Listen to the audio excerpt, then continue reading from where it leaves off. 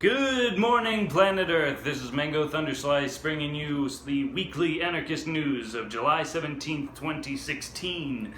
Our first story today is Bernie Sanders, the little bitch, has capitulated to the oligarch mouthpiece, Hillary Clinton. It's sad to see a character many thought revolutionary, kind of just join the system like that. At least Ron Paul walked away from the 2012 election with some dignity and didn't have to become a little Romney bitch and endorse the status quo candidate. But unfortunately, Bernie has capitulated to the establishment machine and Hillary Clinton and all of her tentacles. And Jill Stein, Gary Johnson, even Donald Trump, all more principled than Hillary Clinton. So, if you're going to be voting in this election cycle, I highly encourage those to go with third parties. Jill Stein has had a tenfold increase in her campaign donations, and that's great. Third parties, let's try and break the duopoly of American empire. Okay, the red team and the blue team need to face some challenges. So, Gary Johnson, Jill Stein, go for it. Even Donald Trump is, naked self-interest is morally superior in my mind than the clothed self-interest of Hillary Clinton, and trying to hide it all behind this political whitewash. So that brings us to our next story, Hillary the Untouchable. James Comey, the director of the FBI, says, yeah, she's guilty, but we're not going to prosecute her. There's a special sort of legal immunity for the lackeys of the banking cabal, such as Hillary Clinton. Goldman Sachs and other top scumbags, of the banking class that kind of run this fake money system, they now have immunity from criminal prosecution, which is something that only the king and the emperor used to have back in the Dark Ages. So, we've got a serious situation, but luckily we're proceeding ever more boldly against these evil swine. There is no legal remedy for these type of people, these cabal lackeys. They must be thrown out, and that is what is happening right now, so get excited. The next story, the resurgence of high-profile terrorism. Always very interesting coincidence of the timing. We had Hillary not charged, and then a race war began to erupt in the country. Another lone shooter in Dallas killing 5 police officers, always with the lone shooter in Dallas, hashtag JFK, right? And Bernie capitulates, and then another French tragedy with the Nice attack. More evidence that these crazy people who have violence in their hearts are going to use any tool available, not just guns, even trucks, to go and commit their mass acts of violence. So, very, very sad. We have, these may be blowback from imperial meddling, or they may be staged violent distractions. There's precedent here for both, but very interesting timing, of course.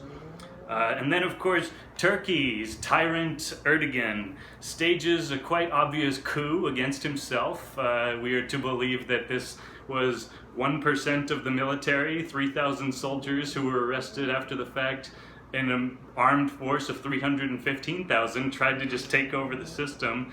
It sounds pretty ridiculous to me. Sounds like an excuse for Erdogan to consolidate more of his power and purge the government of all of his opponents, which, of course, I think it's something like 1,600 judges he's thrown out of the government. Of course, yes, the judicial branch was part of the military coup, right? Completely absurd. And curiously, this is right after John Kerry, the United States Secretary of State, and Sergei Lavrov, the Foreign Minister of Russia, agreed to meet and to fight ISIS together. This was seen as a concession by many on the part of the American empire to agree that maybe Bashar al-Assad, the president of Syria, doesn't have to be thrown out. This is a very key development, because the whole reason the United States created ISIS was to throw out Bashar al-Assad of Syria. And of course, Turkey and Saudi Arabia are still far more committed to it than John Kerry would allude. And of course, right after that happened, Turkey stages a coup against, or Erdogan stages a coup against himself in Turkey. So as he descends further and further into madness, total and utter autocratic tyrannical madness, we get to watch as this NATO member basically tries to bring World War III back into the crosshairs. But luckily we've got a wave of awakened people coming forward to shine a light on this nonsense. And that brings us to our last story, a little more departing from the political sphere. This is basically NASA has admitted evidence in a scientific article admitting principles of the electric universe theory, basically that dust particles in space, evidenced by Comet 67P and on Mars, basically are moved by solar electrostatic forces.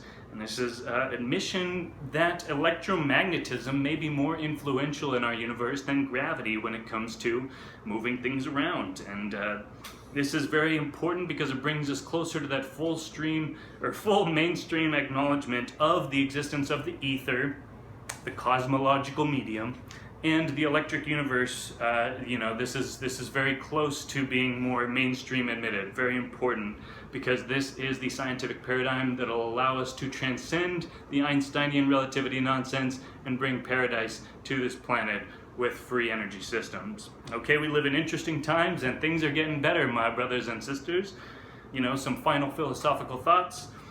The human body is a power plant, and the parasites who have fed off of our energy right now are growing more desperate by the day. They're using all these ploys to try and distract and divide us, and it's working on some, but it's not working on you and me, and that's what's important.